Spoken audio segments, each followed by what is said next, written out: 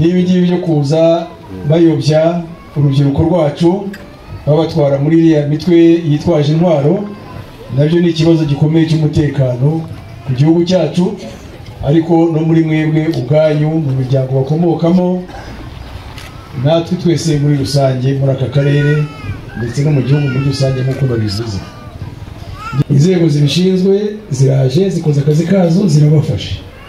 Twebwe abaturage basanzwe tujya gushyigikira bariya bakora biriya bikorwa, tubijyamo duti ibyo bintu byo kubashyigikira. Ibyo murumva bikwiye? Birakwiye? None se tubikorera iki? Mureke mubivemo rero, mubivemo.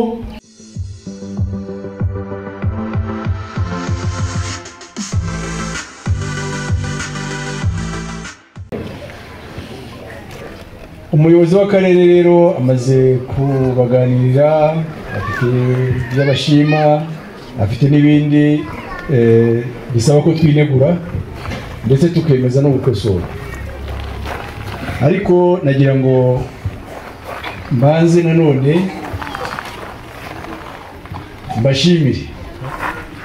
mbashimire uburyo mwitwaye mu bihe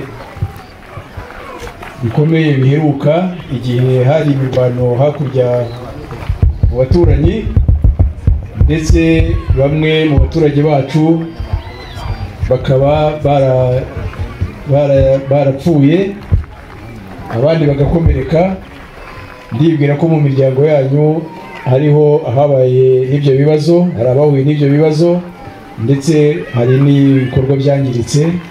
Nagira ngo maze mbashimire uburyo mwitwaye, kuko mwagaragaje icyizere, mwagaragaje ko inzego z'umutekano zacu z'igihugu cyacu muzizeye, kuko ntabwo mwahungabanye mwirukanye muhunge, kandi twarabonaga no ku byo abanyamakuru batugezagaho uburyo mwari mushyigikiye ingabo zacu mu gihe zakoraga ibishoboka byose zibarindire umutekano. Abagize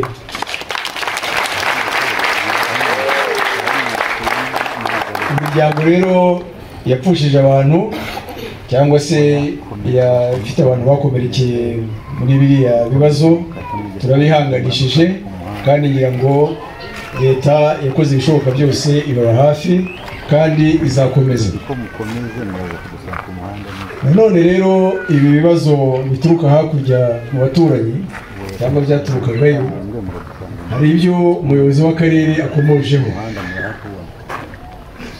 Ntabwo ari ukuduhungabanyiriza umutekano muri buriya buryo gusa, ariko burya n'ibivugwayo n'inyigisho zibayo, n'ibingibi byo kuza bayobya urubyiruko rwacu babatwara muri iriya mitwe yitwaje intwaro, nabyo ni ikibazo gikomeye cy'umutekano ku gihugu cyacu, ariko no muri mwebwe ubwanyu mu miryango bakomokamo, natwe twese muri rusange muri aka karere ndetse no mu gihugu muri rusange nk'uko babivuze. Ngira ngo imiryango ifite abantu bavuyemo bakajya muri iriya mitwe yitwaje intwaro, mu by'ukuri nta mahoro baba bafite, nta mahoro baba bafite, kuko ngira ngo murabizi ntabwo baba bariho neza abagiyeyo, kandi n'ingaruka murazibona zibabaho. Abagarutse turabashimira, mwebwe mwagize n'uruhare rwo kubasobanurira ko bakwiye kubireka ibyo bagiyemo bakagaruka. Hari n'abandi batagarutse ku bwabo, bafashwe cyangwa se bafashwe bamaze kwinjira mu buryo butemewe, ariko byose mwabigizemo uruhare. Ndagira ngo mbibashimire kandi mbasabe ko tubikomeze. Abantu muzi bagiye muri Kongo baba baturuka mu miryango yacu, mu miryango yanyu. Dufite abantu bagomba kuba bavugana nabo, dufite abantu bashobora kubatumaho, kandi ibyo batumeho bakabyumva bakabyemera. Mubatumeho batahe baze mu Rwanda nta mahoro, nta kindi bakwiye kwikanga, kuko icyo dukora ni ugufatanya tugateza igihugu cyacu imbere, duhereye no ku miryango ya buri wese muri twebwe. siko bimeze. Ibyo rero tubigire ibyacu, tubigiremo uruhare. Ikindi twima amatwi ibyo bigisha bareba bagiye muri iriya mitwe yitwaje intwaro, babinyujije mu buryo butandukanye, amaradiyo, za YouTube n'ibindi.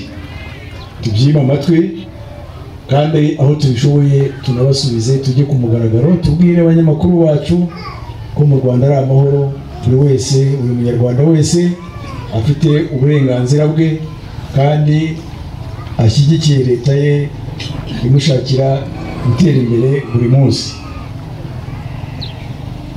Ibibazo bijyanye n'umutekano bivugwa aha ngaha, umuyobozi w'akarere yabivuze.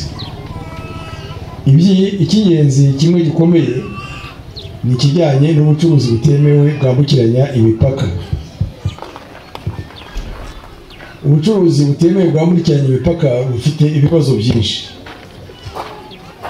Icya mbere ni uko buhombya igihugu kuko nta misoro yinjira, kandi iyo misoro nikorera imihanda, nizana amashanyarazi, niyo bagezaho amazi, amavuriro n'ibindi. Igihugu kitinjije imisoro ntabwo ibyo ngibyo twabigeraho. Kuba hari akiri muri ibyo nibyo bidukereza, ubundi twagakwiye kuba tugera ku birenze ibyo twagezeho uyu munsi. Ntabwo ari ibyo gusa, nta nubwo ari imisoro gusa. Ibintu bica ahantu hatemewe byinjira mu gihugu kenshi biba bitujuje ubuziranenge. Wowe wabyinjije, wabicuruje, ushobora kwibwira ko hari inyungu wabivanyemo y'uwo mwanya wabonye amafaranga, ariko ibyo bicuruzwa bitujuje ubuziranenge ntabwo uzi aho bizagarukira. Umwana wawe azahura nabyo, niba ari ibyo kunywa anywe atazi ko ari uburozi, azabirya niba ari ibiribwa, azisiga ya mavuta bababwiye azi ngo ni amavuta yujuje ubuziranenge ariko atari byo, kubera ko yaje mu buryo butemewe. Iyo nyungu y'uwo mwanya rero ureba ngo wowe wabonye amafaranga wungutse, burya uba wibeshye, biba bizakugiraho ingaruka mu buryo bumwe cyangwa ubundi. Dufatanye rero turwanye ubwo bucuruzi. Uyu murenge wa Rubavu n'indi mirenge yegereye umupaka aha ngaha, ubwo bucuruzi burahari, buravuga kandi babufatirwamo buri munsi. Ntabwo rero twavuga ngo si byo, barakabya, oya, biriho, tubyemere. No kugira ngo tubikire tugomba kubaza tukabyemera. Ikindi rero kijyanye nabyo, umuyobozi w'akarere yabivuze, abantu bakora bene ubwo bucuruzi, ibyo byaha byo gukora ubucuruzi butemewe, bo baba bakoze ibyaha byabo. Twebwe abaturage duhurira hehe no gushyigikira imikorere nk'iyo ngiyo y'abo bantu? Inzego zibishinzwe ziraje, zikoze akazi kazo, zirabafasha. Twebwe abaturage basanzwe tujya gushyigikira bariya bakora biriya bikorwa, tubijyamo duti ibyo bintu byo kubashyigikira. Ibyo murumva bikwiye? Birakwiye? None se tubikorera iki? Mureke mubivemo rero, mubivemo. Ibintu byo kubona ngo aba ni abantu bacu bakoze ibyaha, inzego z'umutekano n'izindi nzego z'ubuyobozi zibigiyemo, zigiye gufata abanyabyaha, abantu bagahaguruka ngo aba ni abacu, reka duhangane n'inzego z'umutekano, duhangane n'inzego z'ubuyobozi. Ibyo bintu muzabirekeye, sibyo? Muzabireke, kubera ko bifite ingaruka. Guhangana n'inzego z'umutekano ziri mu kazi kazo, guhangana n'abayobozi bari mu kazi kabo, kandi akazi kabo baba bakora nako kubabungabungira umutekano muri rusange no kubashakira ibyiza. Ibyo bintu rero byo kwifatanya n'abagizi ba nabi rwose tugahora tubyumvikanyeho, tubiveho ejo hatazagira abo bigiraho ingaruka, nubwo n'ubundi ababifatiwemo barakurikiranwa n'inzego zibishinzwe, ariko ntabwo bikwiye gukomeza, bizagarukire hariya. Ariko mwabyumvise ko n'uyu munsi hari bamwe bateye amabuye abanyerondo bakagira nabo bakomeretsamo. Ubwo ni ukuvuga ndababwira ngo tubire ngo mubireke, ariko kugeza mu kanya mwari mutarabireka, kuko byabereye muri uyu murenge n'ubundi. Rero ndabasaba nkomeje, ndabagira n'inama z'uko mwabireka, ejo bitazagira uwo bigiraho ingaruka, si ukubafunga, kubafunga imanza, umuntu akagenda akazira bene ibyo, ugasanga umuryango we usigaye aho ngaho yagombye kuba awukorera. Ibyo ntabwo bikwiye kuba ari byiza, ntabwo tubyifuriza, kandi ibyo dusabwa gukora biri mu bushobozi bwacu. Mureke rero tubikora. Murabinyemereye? Ndashaka ko munyemerera ko mugiye kuba abafatanyabikorwa b'inzego z'umutekano muri uyu murenge wa Rubavu. Murabyemera? Byose.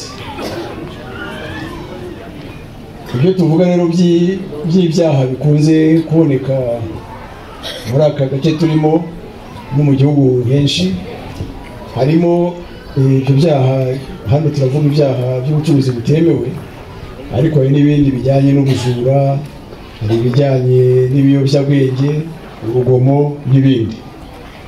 Kuko iyo haje mu businzi n'ibiyobyabwenge kenshi biganisha mu rugomo ndetse no mu bujura, kubera ko abakoresha ibiyobyabwenge kenshi baba bashakisha n'amafaranga yo kugira ngo babigure n'ibindi, kandi amafaranga badakorera. Ibyo byose rero kugira ngo tubitsinde bisaba ko dufatanya, kandi gufatanya si ukureba abagiye gukora ibyaha, ahubwo tugomba no gufatanya kubikumira bitaraba. Uburyo bwa mbere bwo kubikumira rero ni ukwirinda ko abana bacu bata ishuri.